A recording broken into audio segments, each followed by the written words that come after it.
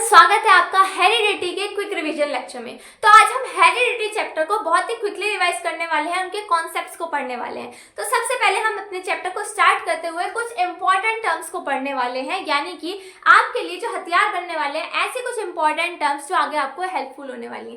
तो इसमें सबसे पहले आती है जीन। जीन क्या होता है? देखिए, हमारी सेल के अंदर क्या होता है? न्यूक्लियस, और न्यूक्लियस के अंदर क्या होता है? डीएनए।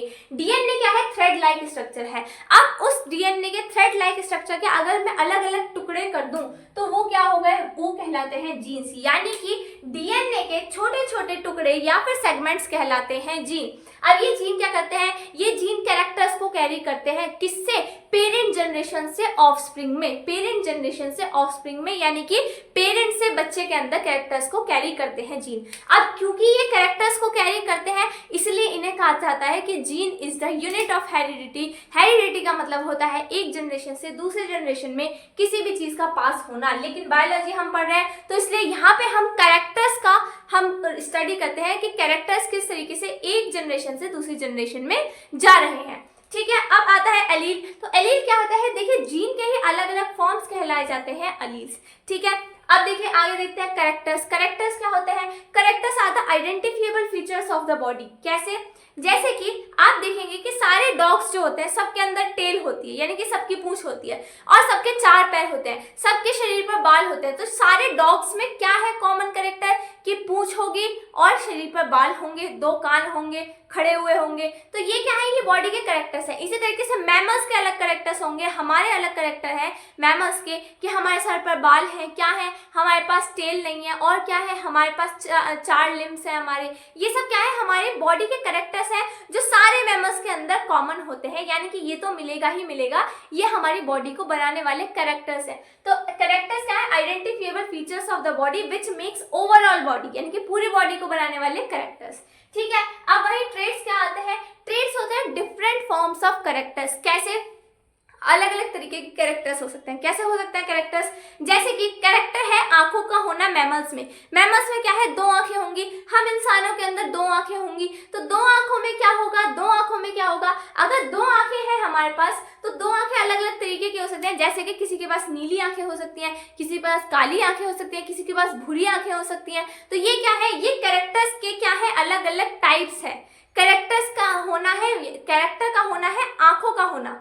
आंखों का होना एक कैरेक्टर है, लेकिन आंखों का अलग अलग रंग होना एक ट्रेट है, यानी कि different forms of character is known as trait. अब मेंडलसन ने, यानी कि जो हमारे साइंटिस्ट थे जिन्होंने एक्सपेरिमेंट करा था, उन्होंने कहा कि जब सेक्सुअल रिप्रोडक्शन होता है तो उसमें दोनों पेरेंट्स यानी कि मेल और female equal number of chromosomes को क्या करते हैं? पार्टिसिपेट करते हैं इक्वल नंबर ऑफ क्रोमोसोम्स के साथ, यानी कि equal number of chromosomes contribute करते हैं, और क्रोमोसोम्स के अंदर ही होते हैं जीन्स। यानी कि हर ऑर्गेनिज्म के अंदर आधे जीन आते हैं पेरेंट्स मेल से, आधे आते हैं फीमेल से।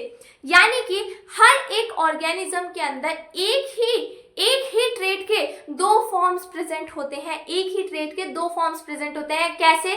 फॉर एग्जांपल, आपकी मदर की आंखें ब्लू कलर की हैं, आपके फादर की आंखें जो है वो ब्राउन कलर की हैं। तो ये क्या हो गया? ट्रेट हो गया कि आंखों का कलर कैसा है। तो आपके अंदर जो जीन्स आएंगे उसमें दोनों तरीके के जीन्स होंगे, ब्लू आइज का भी और ब्लैक आइज का भी, दोनों के दोनों आपके अंदर ट्रेट्स प्रेजेंट है। अब ये जो ट्रेट्स प्रेजेंट है तो इस बेसिस पर मेंडलसन ने कहा, यानी कि दो टाइप्स के ट्रेट्स हमारे हर ऑर्गेनिज्म के अंदर प्रेजेंट है, यानी कि पेयर में ट्रेट्स प्रेजेंट होते हैं। अब दो तरीके के कौन कौन से हो सकता है? तो ट्रेट हो सकते हैं दो तरीके के। पहला हो गया रिसेसिव और पहला हो गया डोमिनेंट, दूसरा हो गया रिसेसिव। डोमिनेंट का मतलब क्या होता है? ऐसा ट्रेट जो खुद को जनरेशन में शो कर रहा है, जो अपीयरेंस को डिसाइड कर रहा है। फॉर एग्जांपल, आपकी आंखें अगर नीली है तो अगर जो आपका आंखों का कलर ब्लू था वो है डोमिनेंट, क्योंकि उसने खुद को एक्सप्रेस करा है। और वही रिसेसिव क्या होता है? वो कलर जो शो नहीं हो पाया है, यानी कि ब्लैक कलर, वो क्या है? रिसेसिव है। अब डोमिनेंट, अगर दोनों पेयर हैं, क्योंकि मैंने बताया कि दोनों पेरेंट्स में से ट्रेट आते हैं, यानी कि हर ऑर्गेनिज्म के अंदर दो पेयर प्रेजेंट हो सकते हैं, ऐसे भी हो सकते हैं, ऐसे भी हो सकते हैं, और दोनों के दोनों स्मॉल भी हो सकते हैं। इस केस में अगर एक भी जगह डोमिनेंट प्रेजेंट होगा तो वो वाला ट्रेट डोमिनेंट ही शो करेगा, खुद को उसमें डोमिनेंट ट्रेट ही शो करेगा। लेकिन अगर दोनों के दोनों सिमिलर हो गए, दोनों के दोनों रिसेसिव हो गए, तभी हमारा क्या कर पाएगा, रिसेसिव ट्रेट खुद को एक्सप्रेस कर पाएगा। नहीं तो अगर डोमिनेंट जीन प्रेजेंट है तो रिसेसिव जीन खुद को एक्सप्रेस नहीं कर पाता। और जो डोमिनेंट जीन होता है उसको हम रिप्रेजेंट करते हैं कैपिटल लेटर्स से, जैसे कि टॉलनेस का T, राउंडनेस का कैपिटल R। ठीक है, ये क्या होगा, ये हो गए डोमिनेंट जीन। और रिसेसिव को हम शो करते हैं स्मॉल लेटर्स से, जैसे कि मैंने यहाँ पे डॉफनेस को रिप्रेजेंट करा है स्मॉल t के साथ। अब आगे देखते हैं, आगे क्या है, आगे है F1 जनरेशन और F2 जनरेशन। ये क्या होता है, जब मेंडलसन ने दो पेरेंट्स को आपस में क्रॉस करवाया तो उन्होंने कहा कि जब इनका जो जायगोट बनेगा, यानी कि जो नया प्लांट बनेगा पेरेंट्स के क्रॉस करने से, उसको बोला जाएगा F1 जनरेशन, इसको बोला जाएगा F1 जनरेशन। और अगर ऐसे ही F1 जनरेशन के मैं दो प्लांट्स ले लूं या फिर दो ऑर्गेनिजम्स ले लूं, इनमें आपस में मैं क्रॉस करवा दूं, तो इसमें जो ऑर्गेनिज्म नया बनेगा, जो इससे नई प्रोजेनी बनेगी, उसको बोला जाएगा F2 जनरेशन। अब देखिए ध्यान से, पेरेंट्स ने जब क्रॉस करा तो क्या बना, F1 जनरेशन। और अगर F1 जनरेशन के ही ऑर्गेनिजम्स में आपस में मैंने क्रॉस करवा दिया तो उसको बोला जाएगा F2 जनरेशन, जो नई जनरेशन आएगी। देखिए अब इसकी जो डेफिनेशन है वो क्या कहती है, when two parents breed with each other then the progeny formed is called F1 generation. अगर दो पेरेंट्स हमारे क्रॉस करें तो अगली जनरेशन कहेगी F1 जनरेशन, और पहली वाली है पेरेंट जनरेशन। और वही F2 जनरेशन क्या है, when the progeny of F1 generation are cross या फिर breed with each other the new progeny form is called F2 generation. Breed का मतलब, क्रॉस का मतलब क्या होता है, फर्टिलाइजेशन से मतलब होता है। बात समझ में आ गई होगी।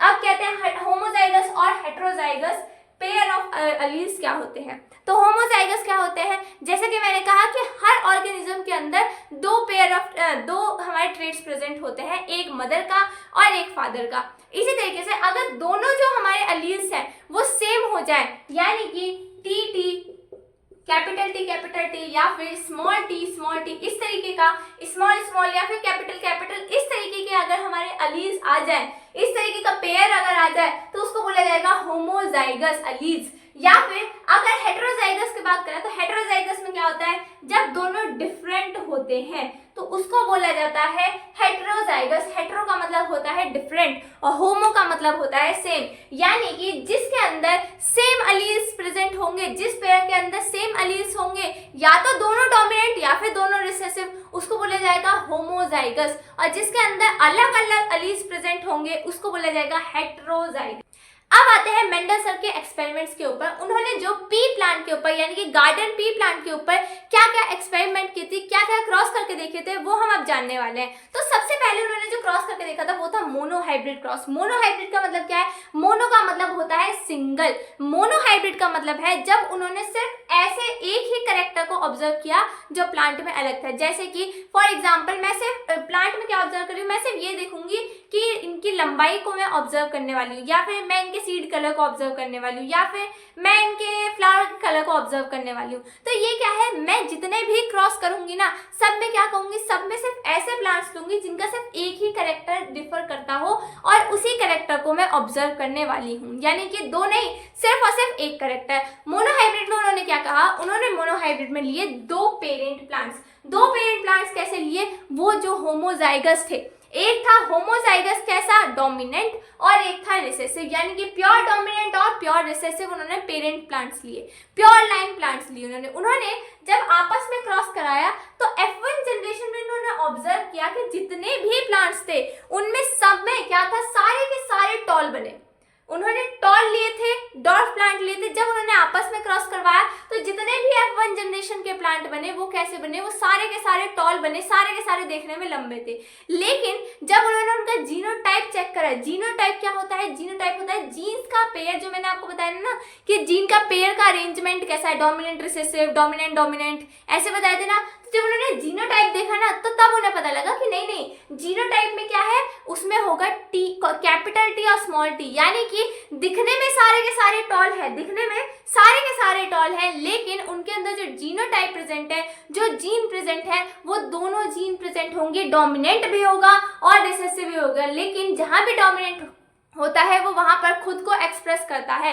इसीलिए F1 जनरेशन में केवल और केवल टॉल प्लांट्स ही हम ऑब्जर्व कर पाएंगे। यानी कि अगर मैं F1 जनरेशन के फिनोटाइप और जीनोटाइप लिखूं, फिनोटाइप मतलब जो बाहर से कैरेक्टर्स आप देख सकते हैं, जैसे कि प्लांट की हाइट कैसी है ना, प्लांट का कलर कैसा है, ये सब है बाहर से देखी जाने वाली चीज। हमारी कौन सी बाहर से देखी जा सकती है कि हमारे हाथ कैसे हैं, हमारी शक्ल कैसी है, ये है हमारा फिनोटाइप जो बाहर से देखा जा सकता है। इसी तरीके से जीनोटाइप क्या होता है, जीनोटाइप होता है जीन्स का पेयर किस तरीके से, अलील्स किस तरीके से अरेंज्ड है, ये होता है जीनोटाइप, जीन्स का अरेंजमेंट जीनोटाइप। ठीक है, तो फिनोटाइप जो F1 जनरेशन में देखा तो देखा गया कि सारे के सारे टॉल थे, और जब जीनोटाइप देखा गया तो उसमें पता लगा कि जितने भी प्लांट्स थे सबके पास capital T small T genotype present था।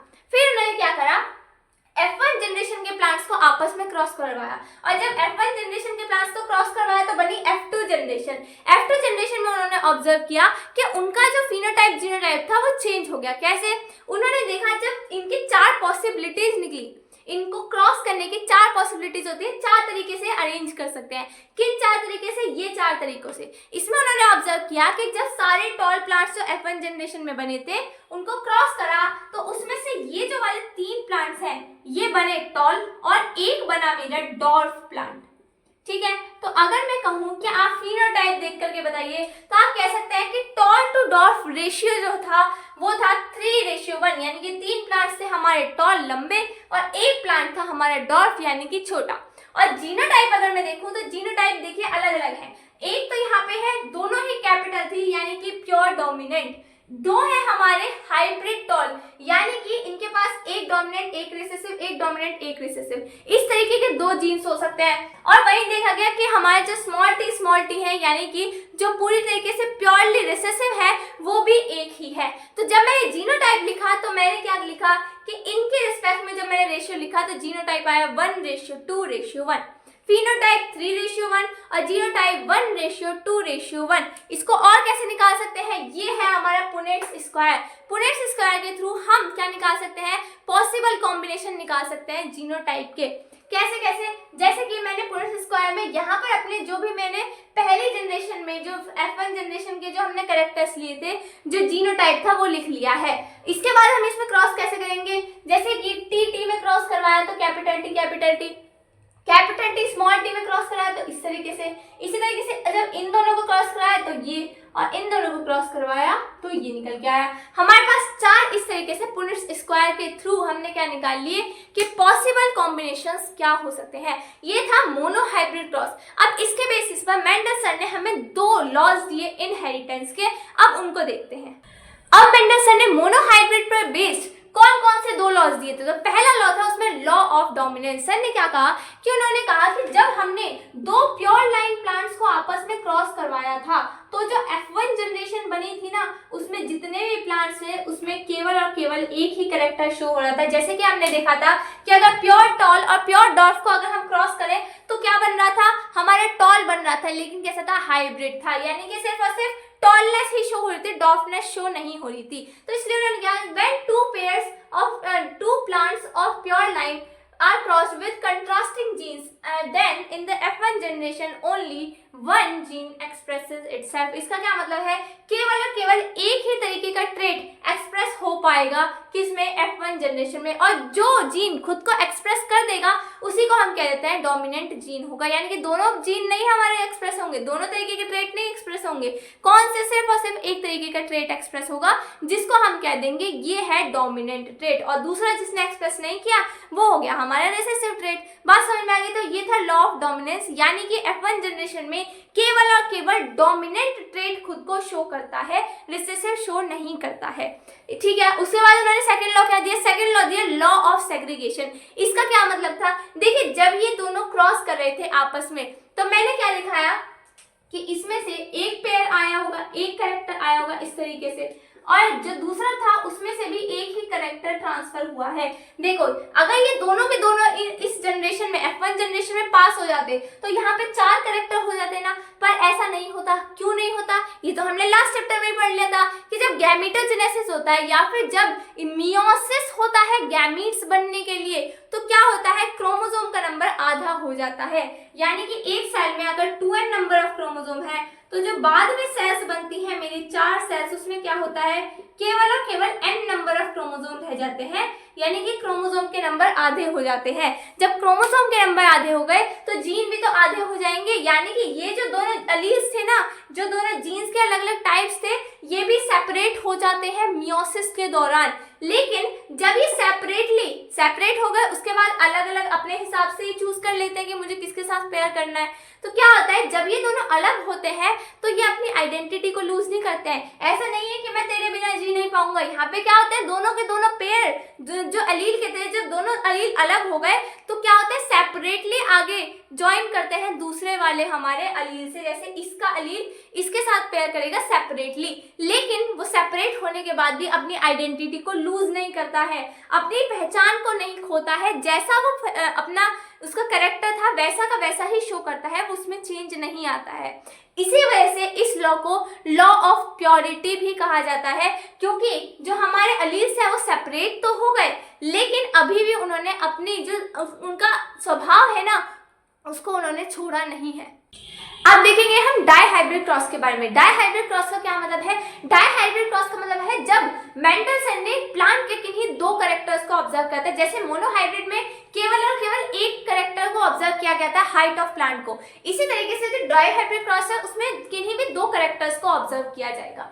अब दो कैरेक्टर्स में मैं क्या कह सकती हूँ, जैसे कि अलग अलग कैरेक्टर के ट्रेट्स होते हैं, तो ट्रेट्स भी डोमिनेंट और रिसेसिव होते हैं। तो इसमें जो ट्रेट्स है वो है सीड कलर, फ्लावर की हाइट, शेप वगैरह। इसमें अगर हम डोमिनेंट देखें तो सबसे पहले देखिए जो सीड कलर होता है उसमें डोमिनेंट होता है येलो, और ग्रीन होता है हमारा रिसेसिव। यानी कि अगर येलो कलर का मटर का दाना है तो वो डोमिनेंट होगा, अगर ग्रीन है तो वो रिसेसिव होगा। इसी तरीके से अगर फ्लावर का कलर वायलेट है तो वो डोमिनेंट होगा, अगर व्हाइट कलर का है तो वो रिसेसिव होगा। इसी तरीके से हाइट में तो हमने देखा ही था कि जो टॉल प्लांट होता है वो डोमिनेंट ट्रेट होता है, और जो हमारा शॉर्ट प्लांट होता है या फिर डॉर्फ प्लांट होता है वो रिसेसिव प्लांट होता है। इसी तरीके से अगर शेप ऑफ सीड देखें, अगर मटर का दाना पूरी तरीके से राउंड है, गोल है, अच्छी शेप में है, तो वो डोमिनेंट ट्रेट है। और अगर हम देखें कि अगर मटर का दाना सिकुड़ा हुआ है तो वो रिसेसिव है, यानी कि रिंकल्ड है, रिसेसिव है। ठीक है। अब मेंडलसन ने क्या करा, मेंडलसन ने इनमें से दो कैरेक्टर्स को ऑब्जर्व करा, सीड कलर को और सीड शेप को। जैसे कि यहाँ पे लिए हैं दो हमारे प्लांट्स, दोनों प्लांट्स कैसे हैं, प्योर है, यानी कि होमोलोगस है, होमोजाइगस है। होमोजाइगस में क्या होगा, होमोजाइगस है तो इसका क्या मतलब है कि होमोजाइगस है तो इसका मतलब कि दोनों के दोनों डोमिनेंट होंगे या फिर दोनों के दोनों रिसेसिव ट्रेट्स इसके अंदर प्रेजेंट होंगे। अब एक प्लांट लिया येलो और राउंड, दूसरा लिया ग्रीन और रिंकल्ड। जब इन दोनों को आपस में क्रॉस कराया तो F1 जनरेशन में जितने भी प्लांट्स बने सबके अंदर इस तरीके का जीनोटाइप था। अब ये तो जीनोटाइप हो गया एक नॉर्मल प्लांट के लिए, लेकिन जब ये प्लांट फर्टिलाइज करेंगे आपस में तो ये क्या बनाते हैं, गैमेट बनाते हैं। यानी कि अब इस जो जीनोटाइप है इससे गैमेटोजेनेसिस जब करेंगे, गैमीट्स जब बनाएंगे, या फिर मैं कह सकती हूँ जब इनमें मियोसिस होगा इसकी सेल्स में, तो हाफ नंबर ऑफ जीन्स या फिर हाफ नंबर ऑफ क्रोमोसोम्स आएंगे। तो इसी तरीके से ये जो हमने लिया है ना, ये जीनोटाइप F1 जनरेशन का, इससे हमें गैमीट्स बनाने हैं। कितने गैमीट्स बनेंगे, 4 तरीके के गैमीट्स बनेंगे। कैसे बनाएंगे, पहले कैपिटल Y को कैपिटल R से अगर मैं जोड़ दूं तो बनेगा कैपिटल Y कैपिटल R। इसी तरीके से कैपिटल Y को स्मॉल r से जोड़ दूं तो कैपिटल Y स्मॉल r। और अगर मैं यहाँ नीचे स्मॉल y से कैपिटल R को जोड़ दूं तो बनेगा स्मॉल y और कैपिटल R। और यही अगर मैं स्मॉल y को स्मॉल r से जोड़ दूं तो बनेगा स्मॉल y और स्मॉल r।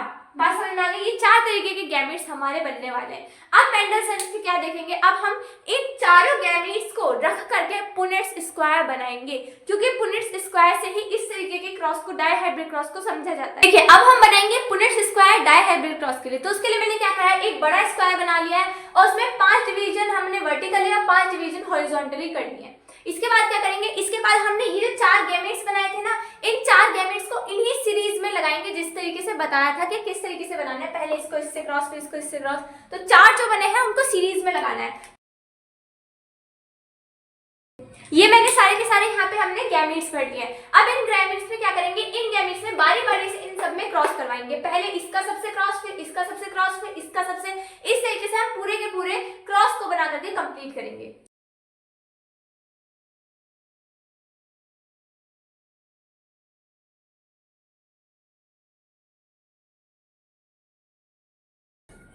ये देखिए हमने पूरा का पूरा पुनेट स्क्वायर अपना कंप्लीट कर लिया है बना करके। अब क्या करेंगे, अब इसके फिनोटाइप को ऑब्जर्व करना स्टार्ट करेंगे। फिनोटाइप में सबसे पहले क्या है, फिनोटाइप में येलो और राउंड कलर के सीड कितने होंगे, येलो और राउंड होने के लिए यानी कि एक या दो कैपिटल वाई होने चाहिए और एक या फिर दोनों कैपिटल आर होने चाहिए। तो वो जब आप देखेंगे तो वो आपको मिलेंगे इस सीरीज में। ये जितने भी प्लांट्स होंगे ये सारे के सारे एक जैसे हैं, येलो और राउंड कलर के। और जब आप काउंट करेंगे तो 9 प्लांट्स ऐसे आएंगे जो येलो और राउंड होंगे, ठीक है। उसके बाद आएगा येलो और रिंकल। येलो और रिंकल के लिए क्या होना चाहिए, एक कैपिटल वाई जरूर होना चाहिए येलो के लिए, और रिंकल के लिए दोनों के दोनों स्मॉल आर होना चाहिए। यानी कि एक कैपिटल वाई और दोनों स्मॉल आर अगर मिल जाए तो काम बन जाएगा। और इनको जब आप ढूंढेंगे तो ये आपको मिलेंगे इस सीरीज में, एक यहाँ और एक यहाँ। 3 इस तरीके के प्लांट्स आपको मिल जाएंगे जो येलो और रिंकल्ड होंगे।